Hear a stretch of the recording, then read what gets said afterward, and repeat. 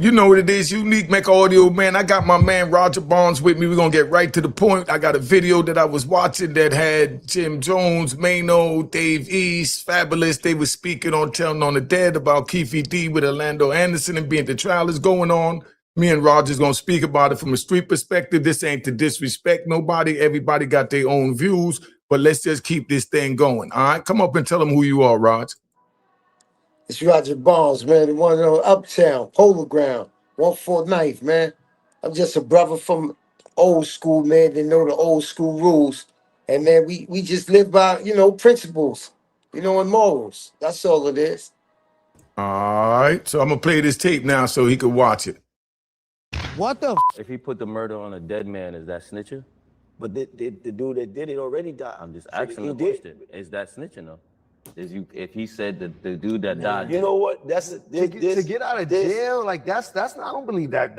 Like that's a smooth getaway right there. You did snitching on a nigga that's dead and getting to tell on a nigga that's dead. That's cool. Some people differ in that opinion. I don't even get into that shit because the shit don't even really make no sense, right? But the thing is that niggas will be like, yo, a dead nigga did it. Some niggas feel like it's snitching. I'm like, is it really snitching? Like, niggas is weak that feel like but that. You got niggas. You word up. No, you snitched on a dead nigga. That's like, bro, what? Right, so you trying to tell me if I got a way to get out this murder charge and put it on a nigga that's already dead? Man might tell you put it on me. I'm dead. I'm already out of here. Like, what the? If he put the murder on a dead man, is that snitching? So that's where we at right now, Rock.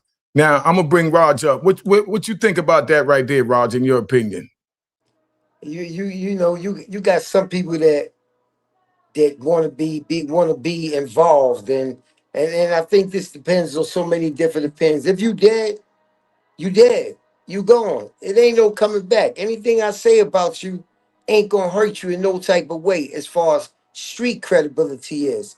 Now, when you talk about the things that you're supposed to do with morals and principles, being that you was allowed a jail-free card, by saying that person did this, that, and the other, I feel it's your moral obligation to do what you can do for that man's family. Not to forget that the only reason you free right now is because he died.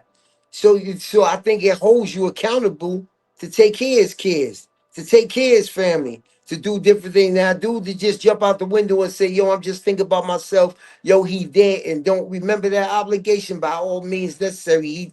He's dead wrong. He's dead. So it depends on what you're hitting on and what you believe in. But me, myself, I believe in all fair, man. I feel like it would be something that he would want me to do because he know that both of us being locked up is considered dead. If I'm going to get 30, 40, 50 years, I'm considered dead. So why catch two bodies when you catch one and have that one body allow you to take care of that man's family for the rest of your life, if need be? All right, well said. Now, I'm going to run it down to you this way. See, they got Keffe D up here. Keffe D, they got him accused of telling on his nephew, Orlando Anderson. So now, for him putting it on Orlando, do you see that as far as, him telling?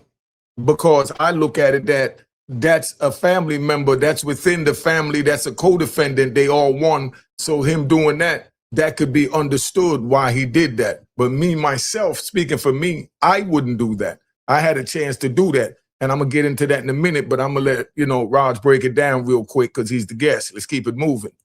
To hit on that, I don't agree with you with that. I feel like whether it's family or not family, it's not going to make a difference. That person has passed away. If you family and say it's okay to do it if a person is family, if a person ain't family, I feel like it's okay to do it. I feel like if he's going, he's going. This is your way out of jail. You know what I'm saying? Once again, this is a jail-free card. So I definitely don't feel like he snitched.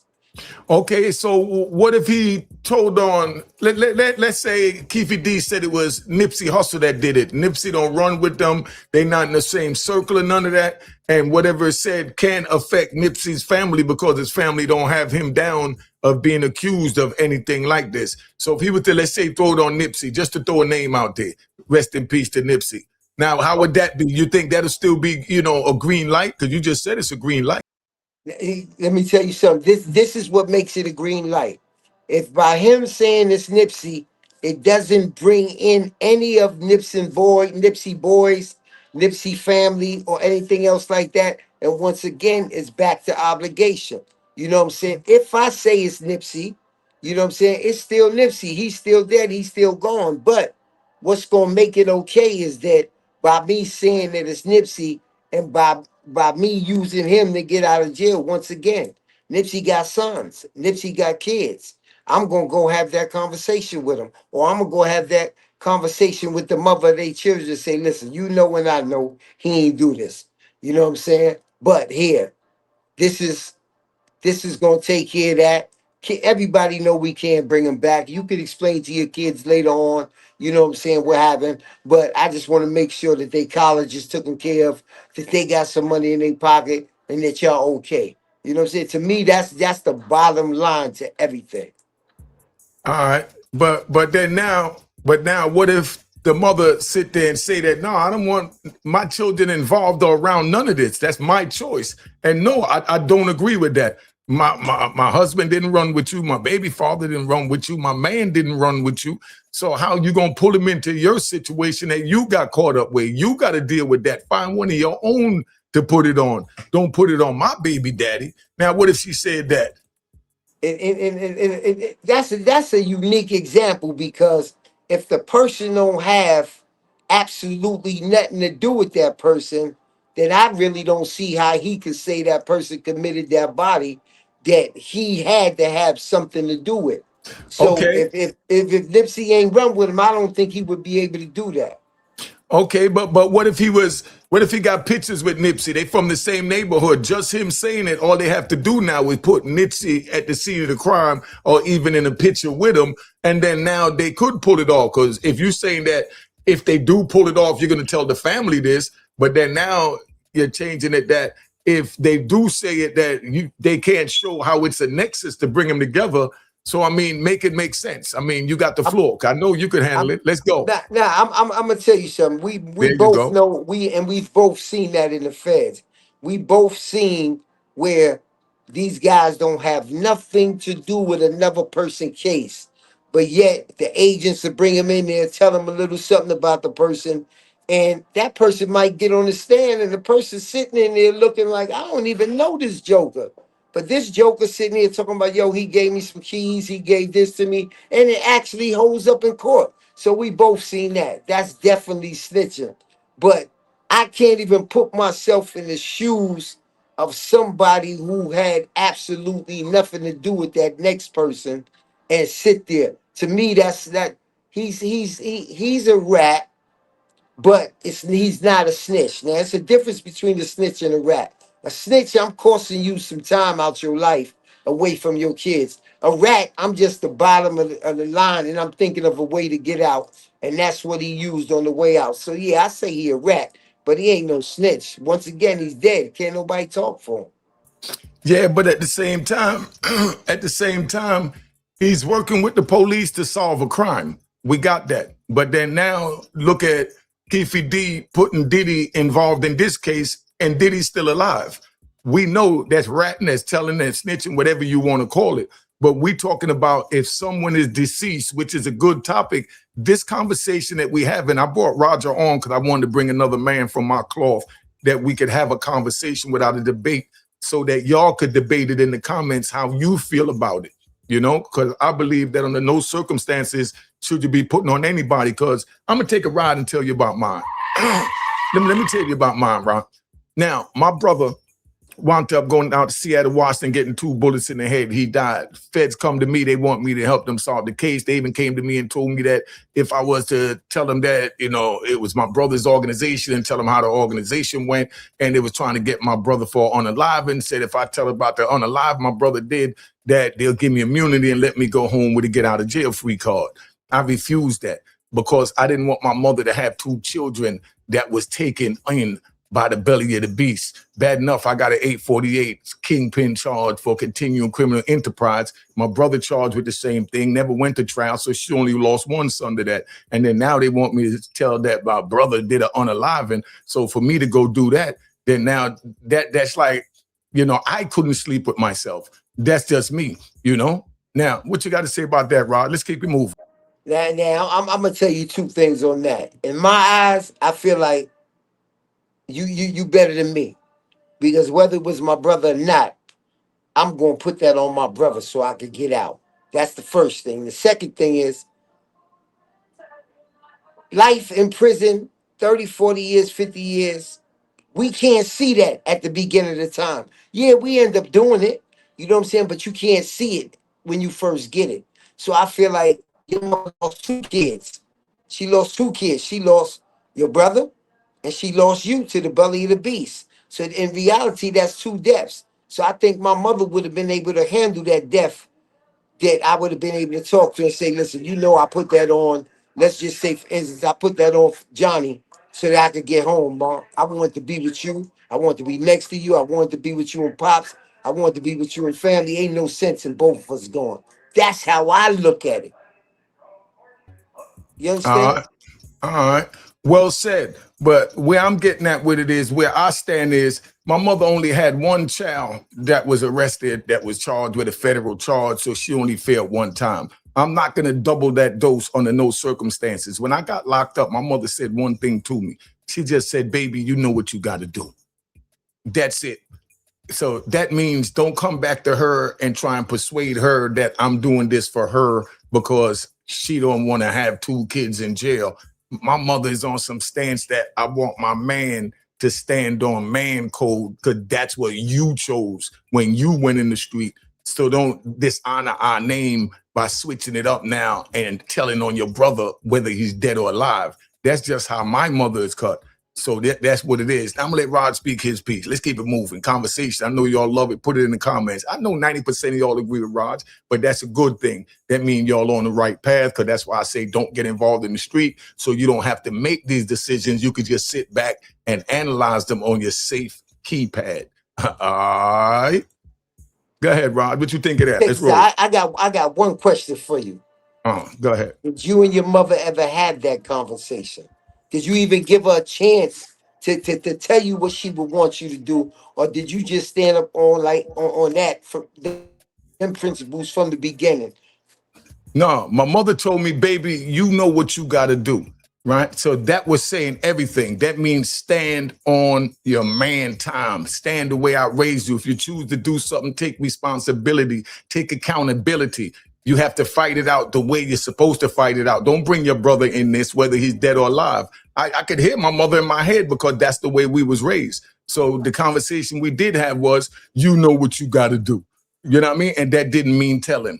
You know what I mean? And she did what she had to do. My mother went on a run for 7 years because they was trying to take certain property from her and certain things, you know, and that's because she did what she had to do. And that's what we did. I didn't see my mother, Ron, to keep it real.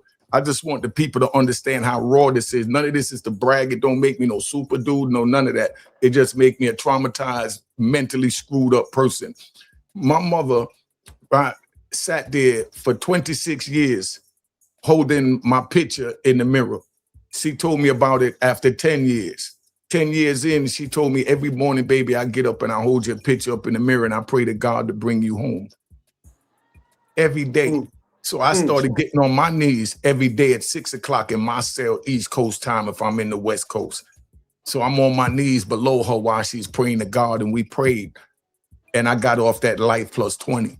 But that's the only way my mother knows how, is to stand on it, because my father was in the street. People that grew up where I came from, they know my father was in the street. So this was embedded in us. The first thing when I used to get in trouble for burglaries, Ron, my father used to tell me, you better not go down there and tell on nobody. But you know, when the police come looking for me and he got to tell me, you got to go down to the police station, I'm going to take you down there. Before I even thought it, he telling me, and you better not go down there and tell on nobody. You know what you did. They questioning you. Don't go in there and say nothing. You know what I mean? But if you do, don't tell on nobody. And that's the way I was raised, from my mother to my father. You know what I mean?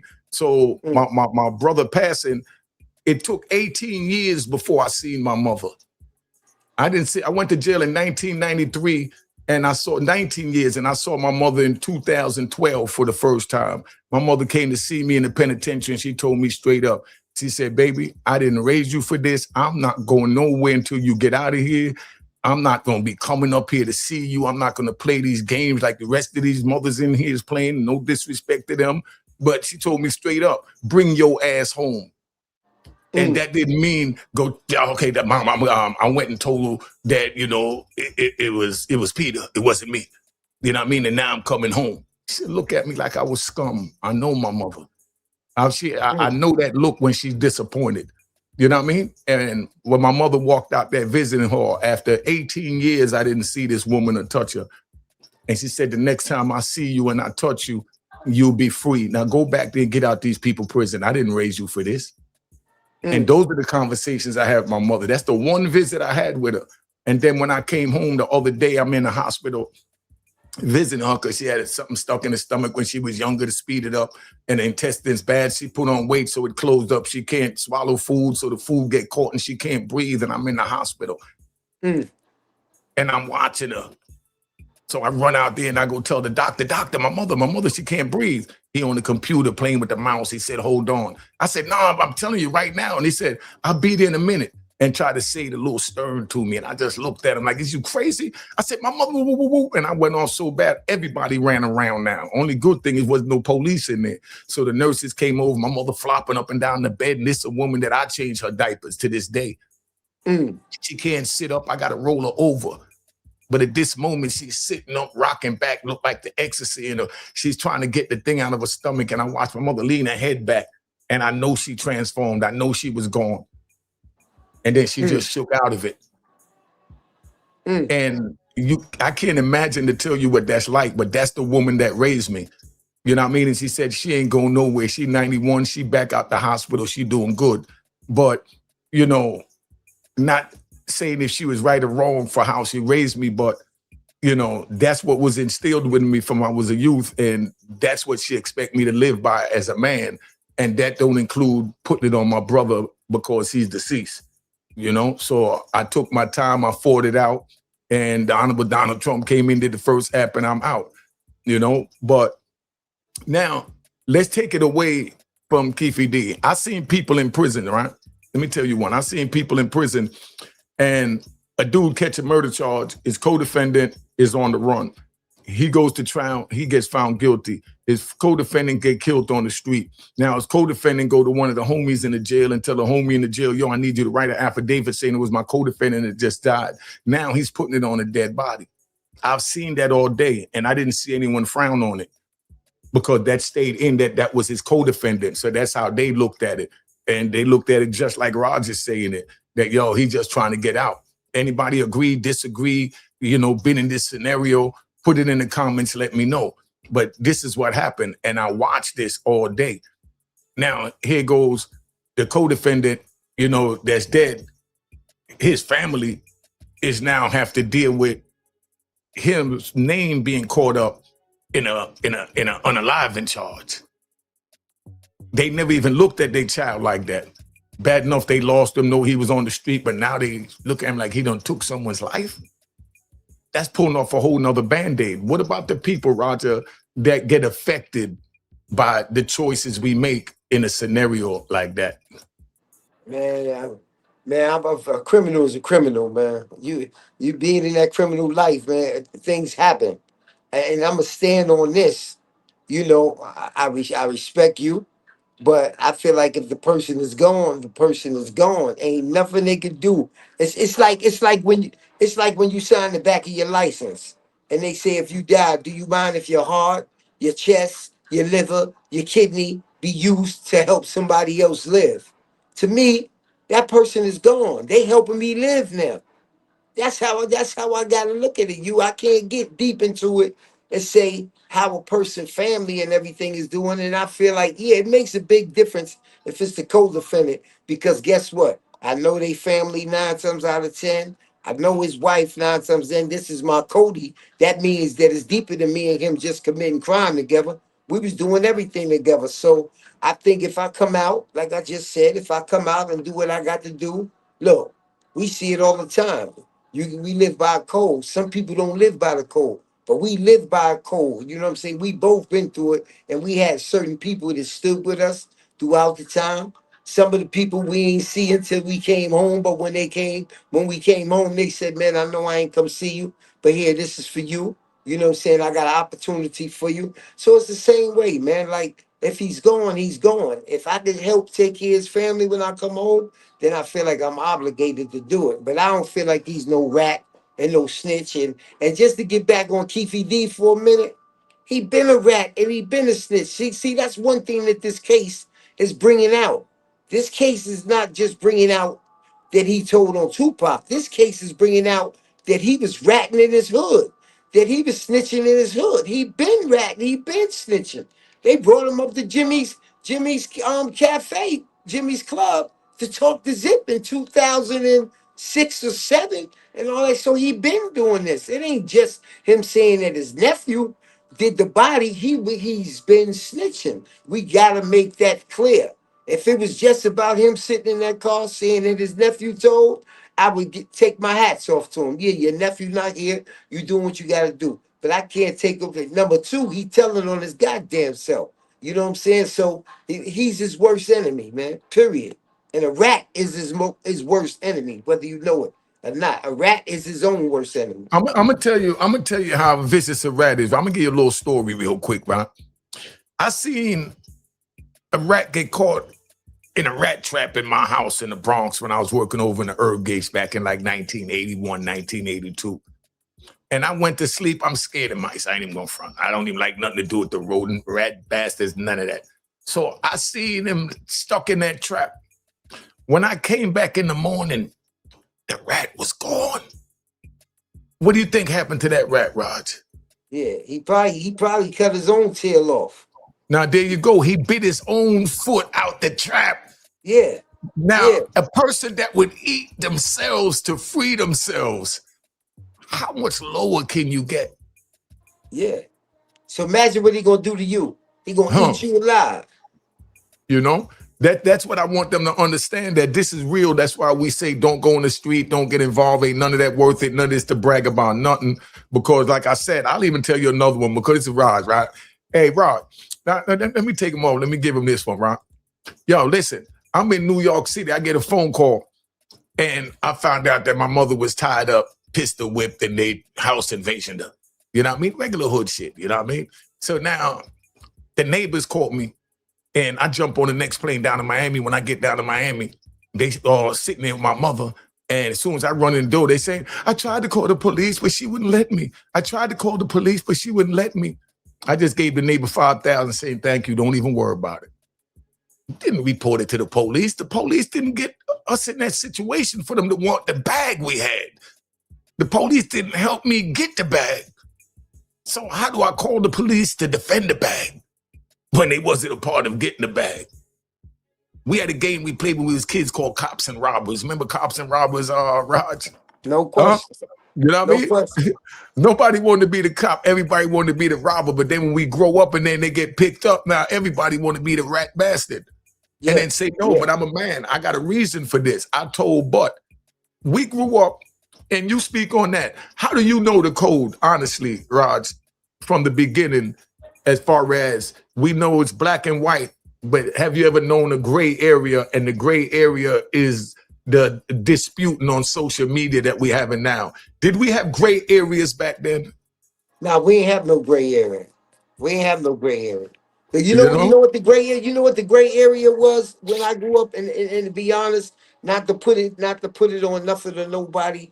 The gray area was death, because you was making an excuse for something that ain't have no excuse. And that's what I'm talking about. There you go. That's what I want them to understand. It ain't no, I told because they had my mother. They told because they had my baby mother. I know dudes, men and women, that told on their mothers. How many people you done met while you doing your federal bid, son? Where a dude told on his mother, his father, his brother, his uncle. A rat ain't got no morals and no principles. That's why when you sit there and you listen to that Keffe D tape, just look at his face as they're showing it. He's sitting there disgusted with himself, battling himself, and his stomach is turning within. That's the government exposing to him and the world that he's a rat, that the jig is over. And this is not to disrespect him, it's just to call a spade a spade. The government has him listening to himself, telling on himself, defending himself against himself. What Man, part of the game is this? and guess what else? He had nerve to stand up there and say they're giving away my address and my family is being threatened. Do you think the government care that your family is being threatened? See, you gotta listen to what he be saying. You gotta listen to what's going on. You didn't hurt so many other people families by ratting that they showing you what it feel like. They're giving it right to them, what it feel like.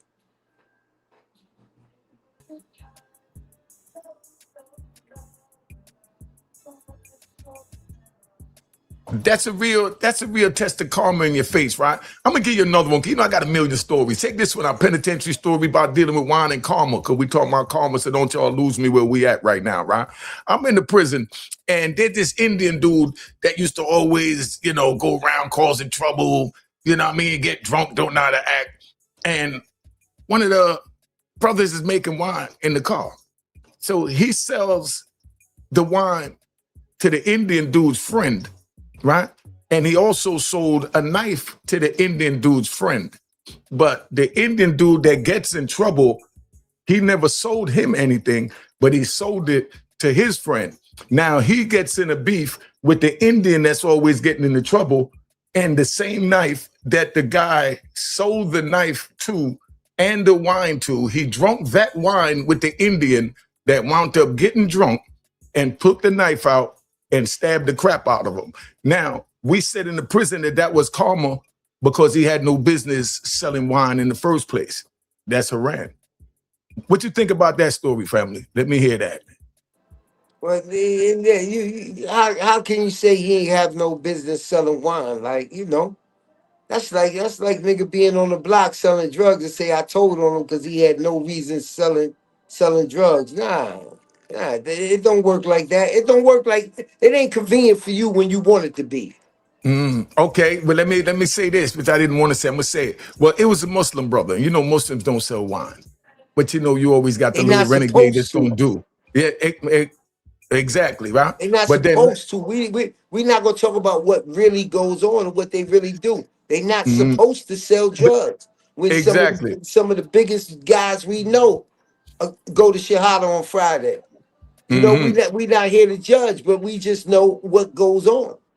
But that's how karma came around to haunt him, because you're standing under religion, but then you're going against the religion and crossing over and doing Haran, which is devilish things by making wine, selling wine, poisoning your fellow inmate to take it on a civilian point. And then now that same wine gets in the hands and the knife that you sold to him when you wasn't supposed to be making knives, much less selling them to somebody outside of your race or your car, even, to be strict. Because you can't sell a knife to somebody from Georgia and you from New York. And you definitely can't sell a knife to a white dude or a Spanish dude or vice versa, because that would be the knife that'll come in you. And I just gave you a scenario how that wine that he had no business selling because he took a shahada and went to Juma every Friday, but he's selling wine on the side. Mm. And then now that same wine gets in the hands of someone else and the knife that he had, and he winds up putting it in him. That's karma at its finest. And I know that's a hell of a ride, to go on, but I want y'all to put that in the comments, So, overall, what do you think of the Keffe D trial overall? Where do you think they at with it right now, what you've seen? I mean, where they at it right now, from what I see, man, it's all about, it's just him against himself. So it's really just about if they believe what he said. He said he did it just for money and for clout. That could be believable on one end of the fact, but then they doing their homework. They know how close he was with his nephew. They know what he was doing in his hood, and they know if it's a possibility that he could be telling the truth, then he gonna hang himself. But at the end of the day, he don't got nobody to blame but his damn self, yo. That's all. Well said, well said. I just wanted to tap in. Me and Rod thinking about doing some things together. So let us know what you think of the content in the comments. Let's keep it moving. You want to shout out anybody before we tap out? Because, you know, we've been here a couple of minutes.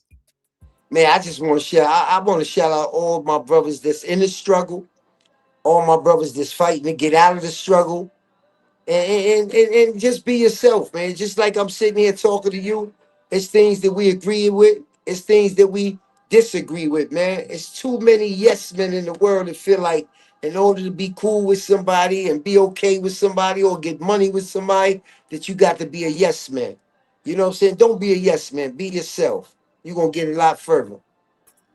And that's what I'm saying, because like I said, the way I was raised is there ain't no gray line. But then again, to say this about a gray line, see if he can pivot off of this. When we was coming up, we was making the rules to the code as we was coming up, but we had the basic blueprint, which is don't tell. But these different scenarios when it come into telling on your mother, your brother, your friend, your comrade, the dead man, the this and that, those didn't come up because it was just automatically no telling. But then as we matured and went on further, then it became from a maturity point of view, man, ain't no reason for me to be sitting in jail 40 years and he dead. It ain't like he could get in no trouble and I could get out of here. I'm gonna take you another ride. I feel like taking another ride, Rod. Check this one out, Rod. Let me bring you up, Rod. Check this one out. This one is the craziest one ever, right? Then we out of here. Check this out. I'm with a dude out in Atwater, California, right? His name is Mike, right? Then you had Bob that was on the street. Both of them went out, did everything together, neighborhood knew them together. So you got Mike and Bob. Every time you turn around, they said Mike and Bob, right? Mike goes out, right? And he winds up killing somebody. Then they winds up picking up Bob because they saw Bob first. Bob got caught and Bob couldn't tell that it wasn't me, it was Mike. Bob goes to trial and gets life in jail. I run into Bob way down the line in Atwater. They've been down since like 89, 90, right? So I asked him, I said, dog, what happened? Has he been looking out for you? He said, nah. I said, do he write you? He said, nah. He said, but he got kids in the family. He a grandfather 2 times over. So I said, dog, he ain't do nothing to help you. You know, and then somebody else yelled out, yo, I know you wish you could have told on that nigga now. And you know that man stood there just as proud and held his head up high and said, hell no. I'd rather die an honorable man in prison than to die a rat on the street. Now, what do you think about that type of stance? No, I definitely agree with him. I definitely agree with him in that. In that stance, I definitely, number one, he's still alive. He's not dead. Let's be clear. The only way that I agree with a snitch.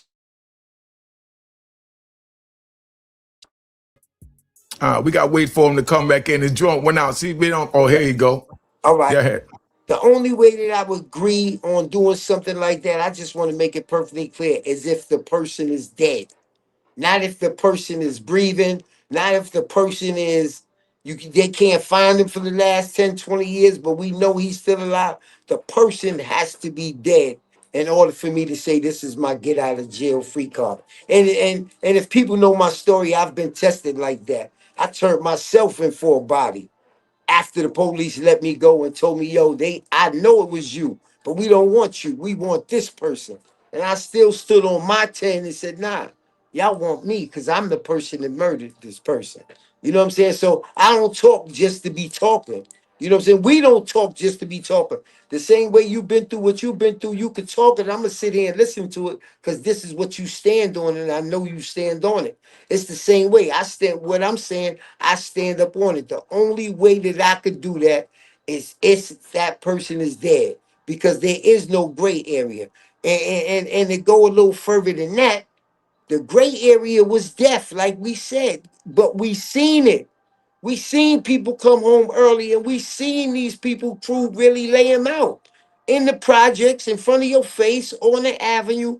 But nowadays, a person could know that a person is a snitch. And this is why it's okay to snitch now because people know the whole story and that person comes out and get money and the same people, if not the person that was down with the person that he snitched on, they start running with the same nigga that snitched on him because he's getting money. You know what I'm saying? So that's how the game changed. So when you ask people to have the same principles and morals that we had, it's impossible. They can't have it because they don't see it. They OGs ain't showing it. They OGs is showing the opposite. Hey, yo, because just like we seen fathers tell on sons, they're joining in Jacksonville, you know, where the father told on the son. Prime The father example. even helped the son with the crime. What you feel about that? And you know what his reason? He said, I got other kids that I got to take care of. But what So, about your baby boy right here that you yeah. just sent away for the rest of your life? Unacceptable, man. Unacceptable. And to make blogs about it, like you happy about it? I got other kids to take care of. But your oldest son now that you showed the life to and that you allowed him to be a part of and spending the rest of the year, I can't even stomach nothing like that. I Well, can't stomach it, man. that's where we're gonna tap out because this the conversation getting a little crazy. But appreciate y'all for coming. Let us know if you like me and Roz together. Let's keep it moving. All right, let's go. Cheers, cheers, toast the crime, toast the crime, the crime, the crime, the crime.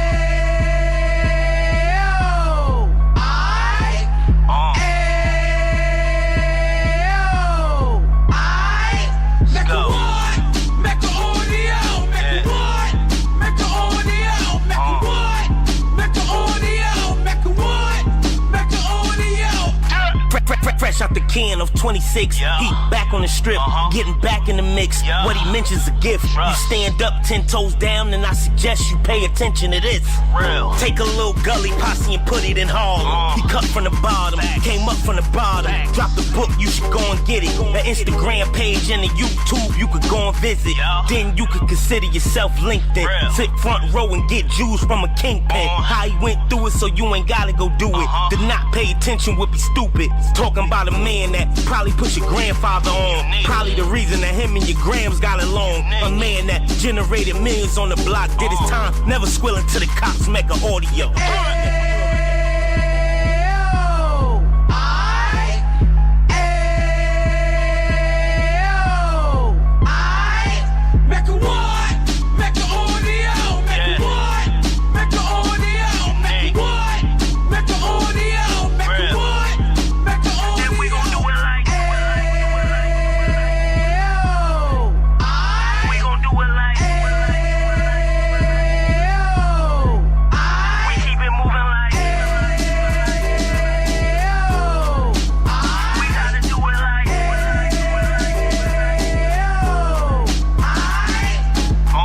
Get it live like 2 G's in the 90s. Drop top beamer so shiny. I let shorty go, she was whining. Treat her like my past, she behind me. Spin a couple bands on the dap.